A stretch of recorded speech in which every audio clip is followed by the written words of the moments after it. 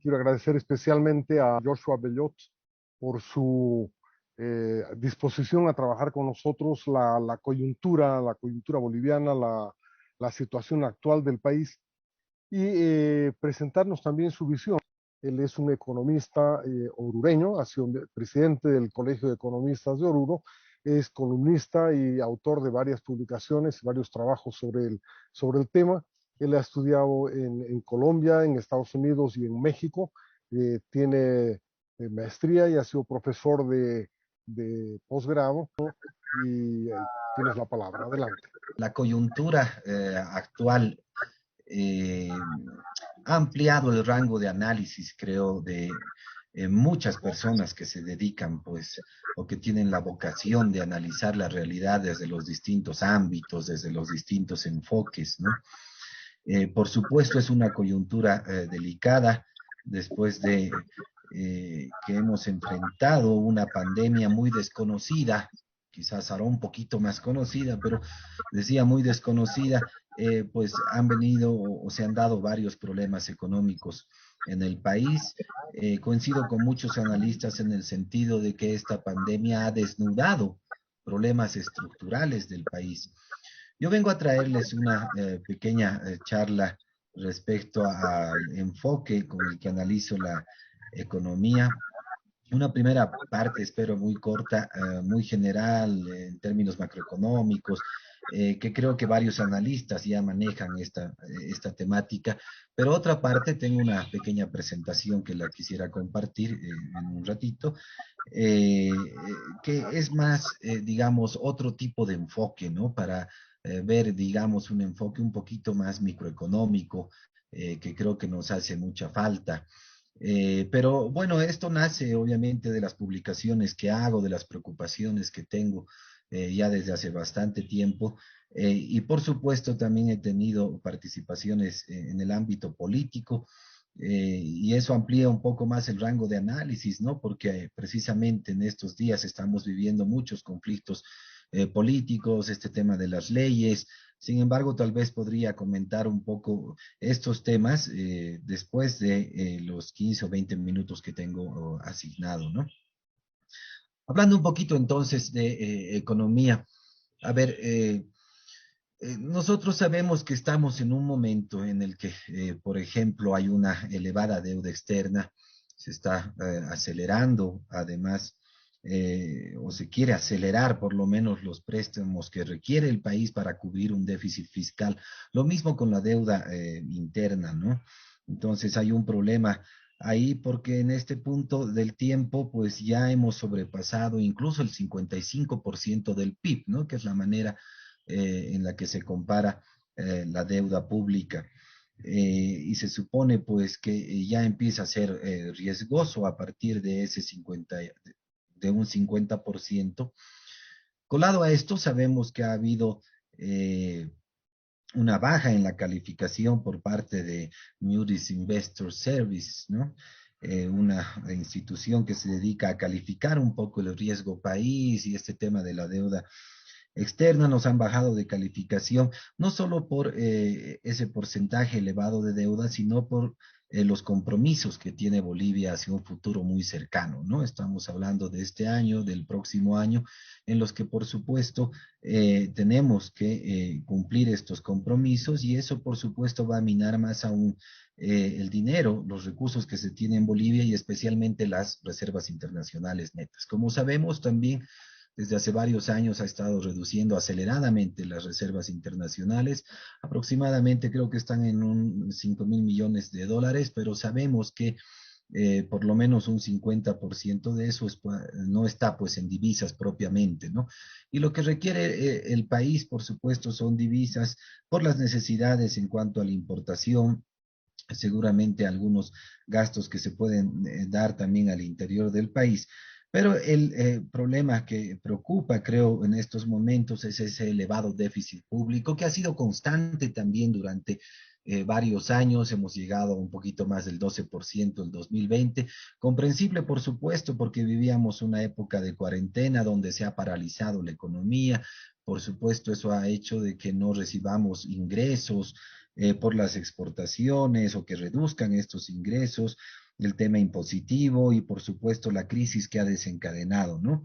En este momento nos encontramos en una escasez de financiamiento. Sabemos que el gobierno ha programado 3.000 millones de dólares de emisión en bonos de deuda que no ha logrado acomodarlos. Hay un hueco fiscal que no podemos tapar. Se decía hasta hace un mes que se había ejecutado apenas cerca al 50% del presupuesto general de la nación. En el, eh, en el discurso presidencial de pasados días, pues el presidente dijo que estamos alrededor de un 58%. De todas maneras es sumamente bajo, por supuesto, pero sabemos que las alcaldías, las universidades, los gobiernos autónomos departamentales están pues con problemas de financiamiento incluso para salarios, ¿no? Y un problema, digamos, nuevo que ha surgido es el referido a la emisión de dinero, a esos préstamos que realiza el Banco Central, que han empezado a preocupar a gran parte de los economistas, ¿no? Se está empezando a financiar este déficit con emisión monetaria y, por supuesto, eso nos hace recuerdo, pues, a la época del 80, donde hemos tenido un evento inflacionario. De hecho, publiqué hace varios días un documento, un artículo, donde extractaba, digamos, casi de manual, revisando algunos libros, cómo se ha dado ese proceso inflacionario en el país y, por supuesto, en otros países también que han entrado, digamos, en esta espiral que es bastante difícil de salir, digamos, ¿no? Primero que revisando los textos, coincidían, por ejemplo, en que la disponibilidad de créditos externos, o en este caso, digamos, el boom que hemos vivido de los precios y los ingentes ingresos que hemos recibido, pues permitieron, digamos, acelerar el gasto del gobierno en la economía. Pero, por supuesto, todo tiene un fin. Esos precios bajaron, las exportaciones empezaron a bajar. Sabemos que nuestra principal fuente de ingresos a través de los hidrocarburos en realidad bajó más de 2.000 millones de dólares las exportaciones del gas. Pero bueno, el problema fue que se incrementaron los gastos y por supuesto los ingresos, no esos ingresos coyunturales de las exportaciones, digamos, sino los ingresos vía impuestos, por ejemplo, no han aumentado. Entonces, hay una desproporción en cuanto a ese aumento. Y por supuesto, este déficit en los países aquella vez pues se debía a la ineficiencia, por supuesto, del gasto, a estas e ineficientes, lo que condicionó pues al país a, digamos, déficit crónicos, ¿no? Lo que hemos estado viviendo en estos últimos años. Fue creciendo el endeudamiento, pero por supuesto en un momento también se acaba ese endeudamiento externo. En este momento estamos, parece, en ese límite donde logramos obtener créditos externos para poder cubrir ante todo este déficit. Y de ahí que hemos pasado pues a la otra forma de financiar estos déficits que tiene que ver con la emisión de moneda, ¿no? O con los préstamos del Banco Central.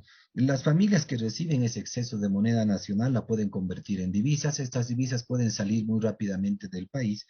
Y eso es lo que se ha dado también en esos tiempos, en la década del 80, hubo una fuga de divisas. Y por supuesto, eso acrecienta el riesgo de devaluación. Hay una expectativa para la devaluación cambiaria, lo cual puede acelerar el proceso y, por supuesto, traer problemas de inflación. Entonces, les decía, parece muy de manual lo que está ocurriendo en el país y es muy probable pues que este proceso se acelere, además por los problemas políticos que hemos estado viviendo. Un dato que lo deben conocer en los 2 meses y medio, digamos, que duró el conflicto del fraude que se vivió en Bolivia, las personas acudieron a sacar dólares de los bancos y el Banco Central eh, casi perdió 2.000 millones de dólares, creo que fueron 1.850, 1.890 millones de dólares en 2 meses y medio.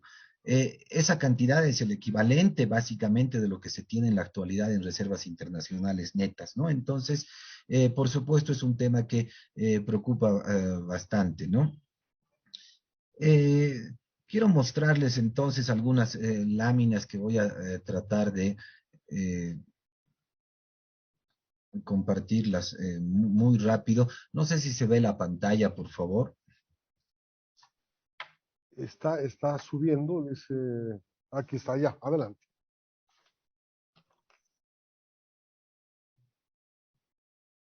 Sí De se ve ahora, acuerdo. Josh, adelante.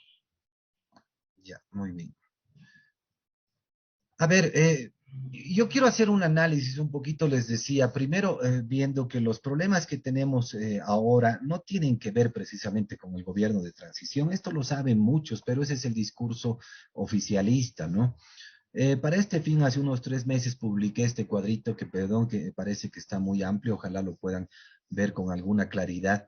Es un cuadro donde comparo el PIB per cápita de Bolivia con Latinoamérica, ¿no? Estamos hablando ahí de todos estos países que ven en pantalla y he hecho un ranking del PIB per cápita, ¿no? Bolivia ocupa, creo, el puesto 18, por lo menos eso era en el 2014. Y ahí tienen los montos, ¿no? En realidad estos son montos ajustados, por supuesto, para que el PIB de cada país pueda ser comparable, ¿no?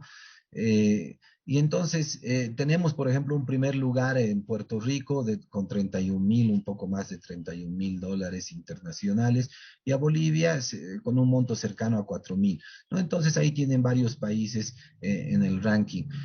Lo volví a hacer para el 2019 y también para el 2020. En realidad hemos subido un puestito, le hemos ganado a Belice en el ranking, pero miren que por supuesto lo importante o lo que quiero manifestarles con este cuadro en realidad son las diferencias que se han dado entre los países de Latinoamérica respecto a Bolivia, ¿no? Porque esa es la manera de saber realmente si nuestra economía ha sido más o menos exitosa o ha cerrado la brecha entre Bolivia y digamos el primero o los primeros lugares de los países, ¿no?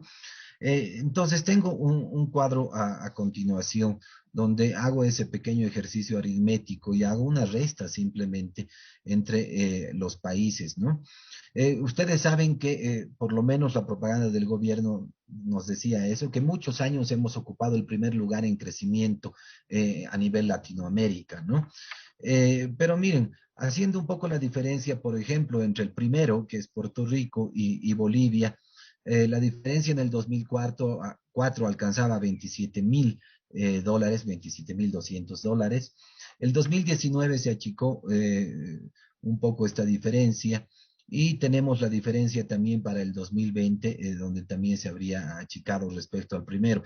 Este caso de Puerto Rico es especial porque en realidad el 2018 tenía 10.000 dólares más de PIB per cápita, ¿no? Entonces, este caso lo voy a dejar un poco de lado, pero los que sí quiero ver son los casos con los demás países. Por ejemplo, Chile. Miren, en el 2004 había una diferencia casi de 8.000 dólares con Bolivia, pero para el 2019 ha habido un aumento vertiginoso entre la diferencia del PIB per cápita de Chile y Bolivia a 16.800 dólares. El 2020 en realidad se achicó esta diferencia, un poquito, pero estamos hablando de 181 dólares, pero se achicó. Lo mismo pasa con Colombia. Del 2004 al 2019 esta diferencia se agrandó, pero también para el 2020 se achicó.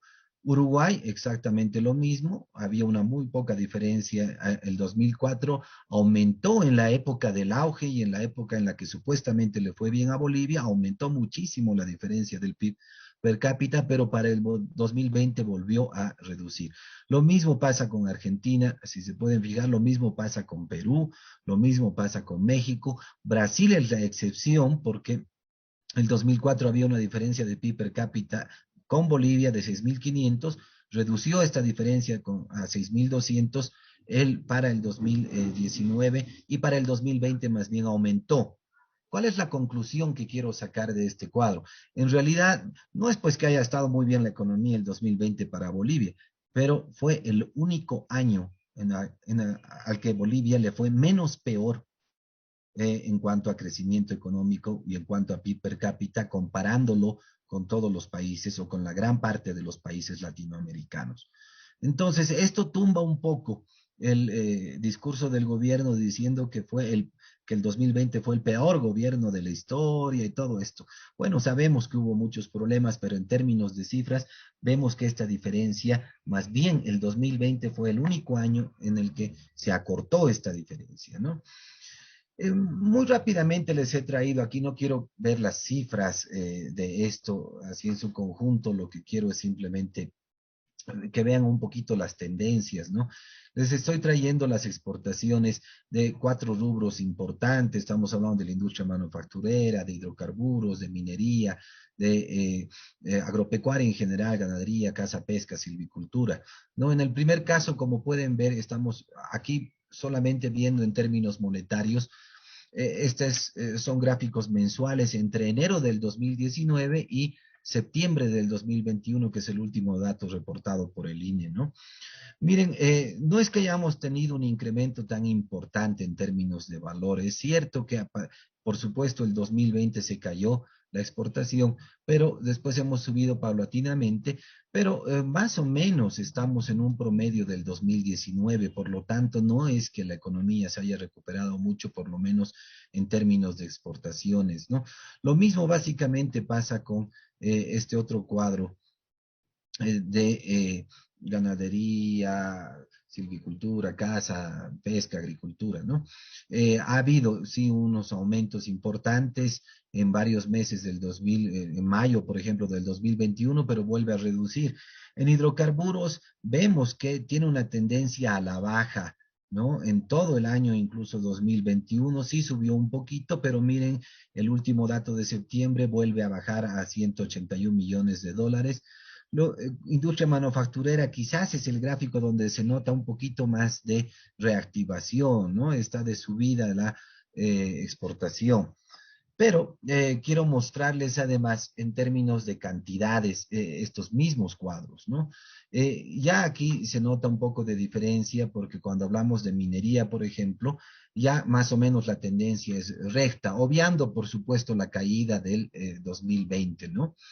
En cuanto a la parte agrícola, aquí sí se nota un interesante cambio, una subida de las exportaciones. Creo que es el único rubro donde notoriamente se han aumentado las cantidades, ¿no? En cuanto a hidrocarburos, miren, tampoco es que haya habido una gran recuperación, de hecho también la tendencia incluso puede ser a la baja y la exportación de materias, o perdón, manufacturera, no sube como en el anterior caso, entonces estamos viendo que hay un efecto precio eh, eh, en cuanto a la manufactura en el país, ¿no? Y también quería ver muy rápido unas exportaciones departamentales para que nos demos cuenta cómo han reaccionado los departamentos comparando el 2019, 2020 y 2021, pese a que, por supuesto, el 2021 solo está hasta septiembre, ¿no? Solo quiero llamar la atención en algunos casos. Miren que La Paz, por ejemplo, del 2019 al 2020 había reducido, por supuesto, sus exportaciones. Esto se debe claramente a la pandemia, pero ha habido un aumento vertiginoso hasta septiembre de este año. Esto es el caso específico del oro, por supuesto, ¿no?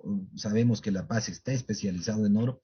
Entonces, si vemos alguna reactivación, es de La Paz, pero me temo que esto básicamente es un efecto inventario, no es que realmente haya habido una reactivación. Como hemos visto en los anteriores gráficos, no es que las cantidades hayan aumentado, han aumentado los precios, y si han aumentado un poquito las cantidades, repito, se debe solamente a un efecto inventario. El caso de Cochabamba, estamos declinando, parece que podría alcanzar a final de año al mismo monto del 2020, pero no va a ser mucho más. De hecho, Cochabamba anda con serias crisis desde hace varios años. Oruro que ha aumentado un poco, esto con seguridad les digo, la producción de estaño ha aumentado únicamente por efecto inventario y por supuesto los precios que han ido subiendo estos días, ¿no?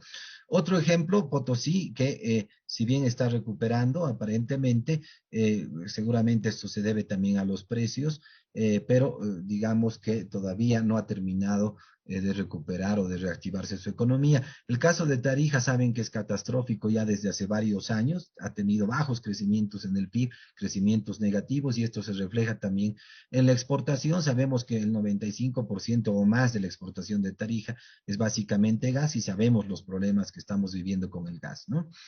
El caso de Santa Cruz, miren, es el que, por supuesto, tiene mayor estabilidad. De hecho, el 2020 no es que haya tenido grandes pérdidas. Creo que la institucionalidad en cuanto a las exportaciones le ha servido para poder mantener ese su nivel. Y por supuesto está en franca reactivación para este año, ¿no? No creo que vaya a tener mayores problemas. El Beni, miren, ha exportado mucho el 2019, ha bajado mucho el 2020, repito, esto exclusivamente yo creo que está relacionado con la institucionalidad para las exportaciones, y está recuperando bastante bien vía precios, y seguramente esto también solo se debe a la castaña, ¿no? Y el caso de Pando, que si bien exporta muy poco, parece que está recuperando también aparentemente muy bien, y también creo que es por el mismo producto, ¿no? Eh, Como la economía boliviana depende íntegramente o en gran parte de la economía extranjera, ¿no? Miren, yo he querido traer unas cifras hasta el 2019 porque sabemos que el 2020 es un caso especial, ¿no? Para ver un poco cómo se comporta eso, esto de las importaciones productivas que yo le llamo, ¿no? Nuestra dependencia en la primera parte hacia materias y bienes intermedios, y en la segunda parte bienes de capital, ¿no? Sobre el total de las importaciones. Miren, que es interesante para ver solamente el 2019, nosotros podemos ver la gran dependencia de los departamentos, en este caso, a este tipo de importaciones productivas. El 2005, el 79% de las importaciones del país eran bienes intermedios, materias primas y bienes de capital, 79%. El 2019 ya subió a un 81%, y el 2020 de hecho hemos subido a un 84% de estas importaciones. O sea, del total de las importaciones, 84% son bienes de capital, materias primas y bienes intermedios. O sea, tenemos una dependencia total a la economía de otros países para poder producir nuestros propios bienes. Miren el caso de Chuquisaca el 2019, 43% en bienes intermedios y materias primas y 52% en bienes de capital. Casi la totalidad de sus importaciones tienen una dependencia hacia este tipo de productos. Y ahí tienen otros casos como el de Oruro, el de Santa Cruz, que creo que, miren, el de Santa Cruz es apenas 77%, que de todas maneras es altísimo, ¿no? Pero es bajo en comparación a otros departamentos. Tarija, un caso crítico, 77% de sus importaciones son bienes intermedios y materias primas, y solo 5% son bienes de capital. Miren, aquí nos podemos dar cuenta de por qué el gas está disminuyendo o está desacelerando en cuanto a exportaciones, porque no estamos invirtiendo en capital, y sabemos que la industria gasífera es intensiva en capital, ¿no? Entonces, obviamente este gráfico explica de manera muy detallada lo que podría estar ocurriendo en el país. Y aquí les traigo algo que me parece también importante, ya en términos así de meses como los gráficos de hace rato, pero miren, son, por ejemplo, las importaciones de bienes intermedios, las importaciones de bienes de consumo y de bienes de capital. Miren las importaciones de bienes de capital, cómo van decayendo o cómo se van desacelerando en el tiempo. No hay una tendencia clara a la baja. Las importaciones de productos intermedios se han estabilizado un poco después de 2020 y han ido aumentando. Creo que eso está nomás por buen camino. Y el consumo en general se ha estabilizado también, pero no ha alcanzado los niveles, miren esto, del 2019. ¿No? Entonces, el 2019 estábamos importando más bienes de consumo, y eso ha ido disminuyendo en el tiempo. Claramente esto demuestra una crisis, ¿no? Una crisis de productividad, por supuesto, ¿no?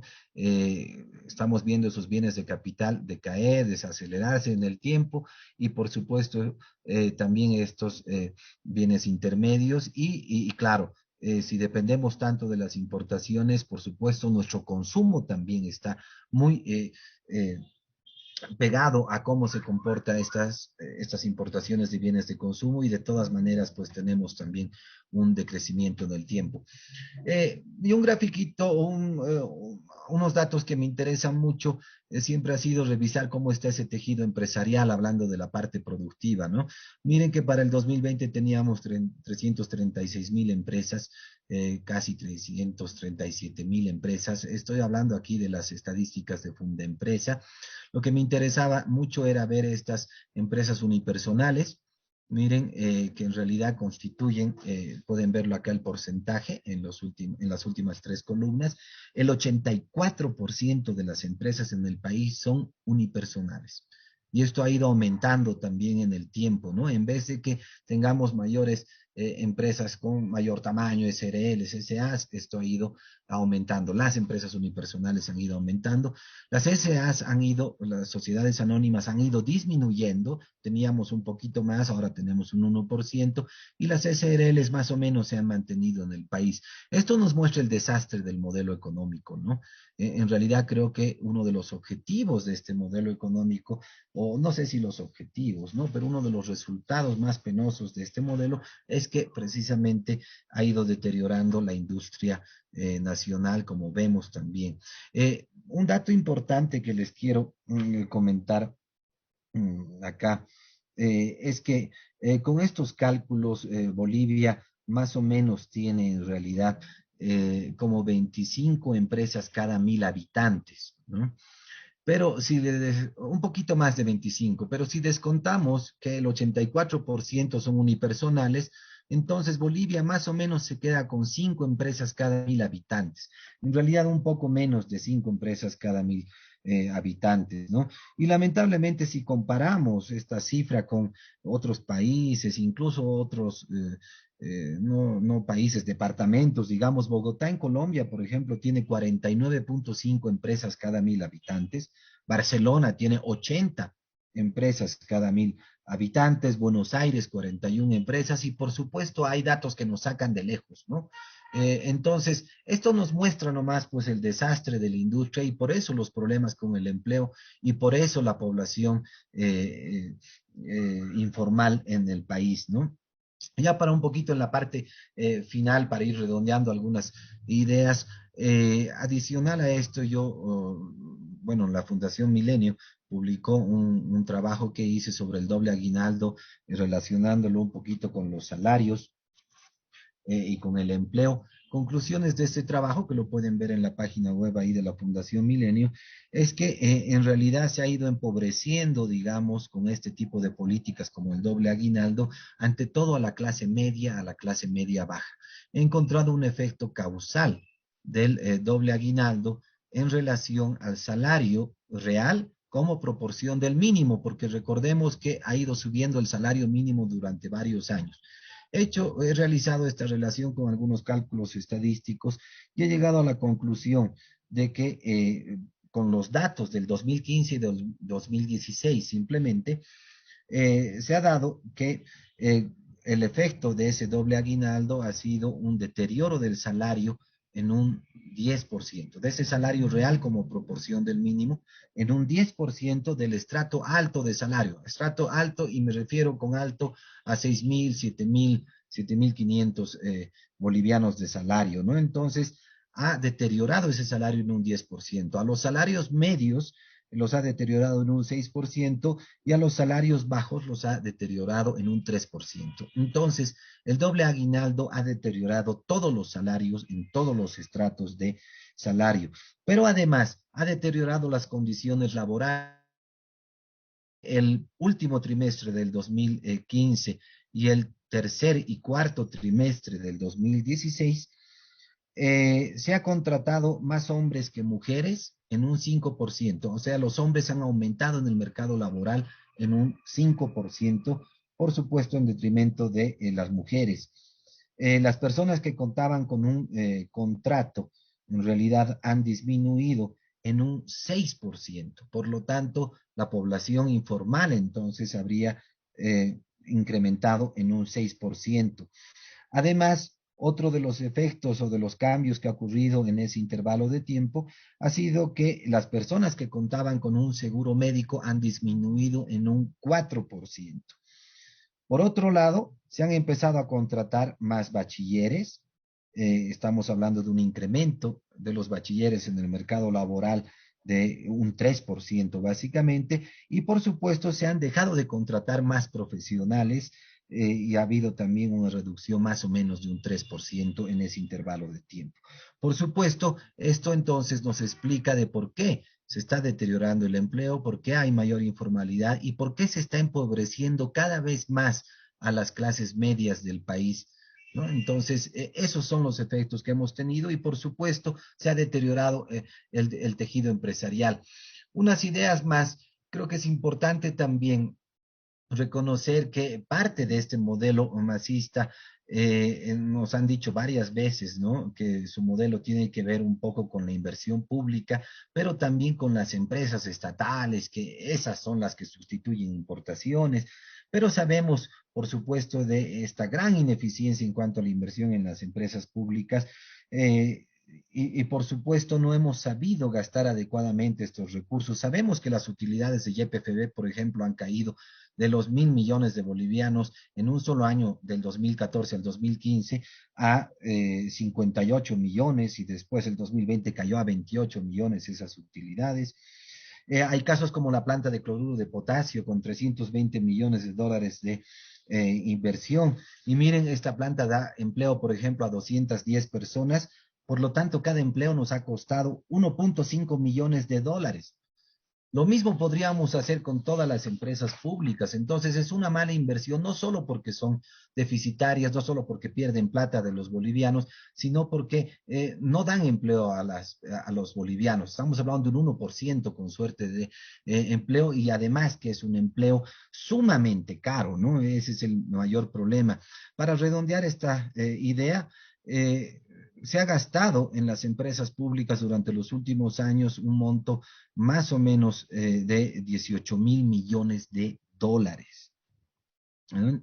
Siendo que el 85% de estas empresas básicamente son deficitarias, estamos hablando más o menos de 72 empresas estatales, y si digamos dan empleo a unas 15.000 personas, que no creo que pase más, estamos hablando de que cada empleo nos ha costado por encima del $1.000.000.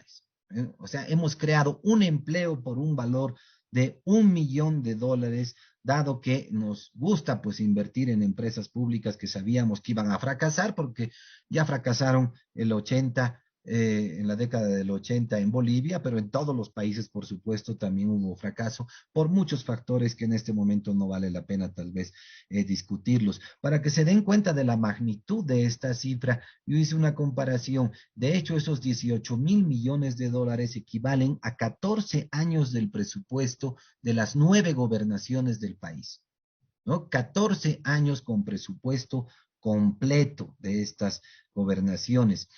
Como alternativa a esto, si nosotros invertíamos esta plata en empresas privadas, la canalizábamos de alguna forma este dinero, podíamos abrir 180.000 empresas, o sea, más de la mitad de las empresas que se tienen en la actualidad en el país, con una inversión de $100.000 y podíamos dar empleo a 1.8 millones de personas, de ciudadanos bolivianos. Entonces, podemos darnos cuenta de la magnitud del derroche que ha ocurrido en la economía cuando podíamos haber aprovechado de otra forma este dinero, ¿no? Perdón, Roberto, ¿tengo unos minutos más o ya puedo? Yo te quisiera pedir que trates de cerrar tu participación ahora y si hay temas en el tintero, mencionarlos el rato del debate, ¿ya? Si es posible, no sé, Joshua, te dejo un minuto para eso. Está muy bien, son 2 minutitos más entonces para redondear unas ideitas más y 2 o 3 conclusiones.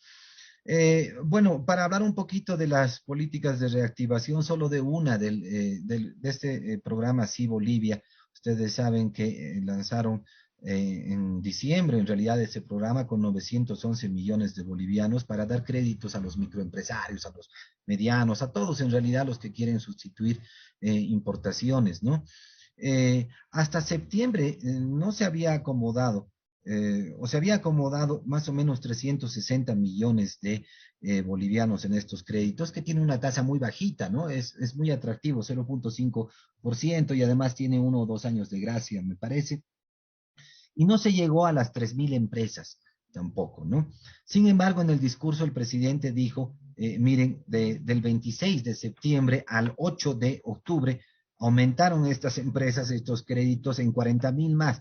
Dijo que se acomodaron 460, perdón, 436 millones, aumentó, digamos, en un poco más de 70, 80 millones de bolivianos los créditos, y además que aumentaron de casi 3.000 empresas a 3.800 empresas, según el presidente, aumentó esto en, digamos, 12 días, ¿no? Pero de todas maneras, haciendo la comparación, si tenemos 336.000 empresas en Funda Empresa, tenemos 600.000 empresas afiliadas a CONAMIPE, estamos hablando de 900.000 empresas, y pensando que algunas de estas están en Funda Empresa y otro, alguna cosa así, podríamos hablar de 600.000 empresas en el país, ¿no? Así a grosso modo. El 10% 60.000 y el 1% 6.000. Entonces, estos créditos no han llegado en 11 meses ni al 1% de las empresas, pese a que además hay un fondo de garantía que se creó, y además ya no era solamente para los que sustituían importaciones, sino que se dijo también que vaya al sector agropecuario. Pero ni así se pudo, no se pueden acomodar estos créditos. Por lo tanto, una de mis conclusiones es que la economía está desestructurada, los mercados no están funcionando bien, ¿no? Entonces, lamentablemente, cada vez tenemos menos posibilidades de continuar con un modelo primario exportador, eso ya lo sabíamos hace muchos años. La demanda no crea oferta, eso debe quedar claro, no basta con incentivar la demanda porque la oferta es la que se ha rezagado. Esta demanda solo está comprando importaciones, el capitalismo de Estado no funciona, y además este capitalismo de Estado compite con los privados. Eso es muy complicado porque ya la producción, ya el tejido empresarial está mal, y además debe competir con el Estado. Por supuesto, este modelo no genera empleo, creo que eso no le interesa al gobierno, tampoco un crecimiento sostenido, y por supuesto depredó nuestros recursos naturales. Sabemos el terrible problema que tenemos con el gas natural. Pero creo que el problema más importante es que hay una desconexión de los mercados, no están desestructurados, además que no existe información en el mercado, por eso no se puede invertir, no sabemos, por ejemplo, qué importaciones sustituir, y por lo tanto la economía pues no es sostenible en el país, ¿no?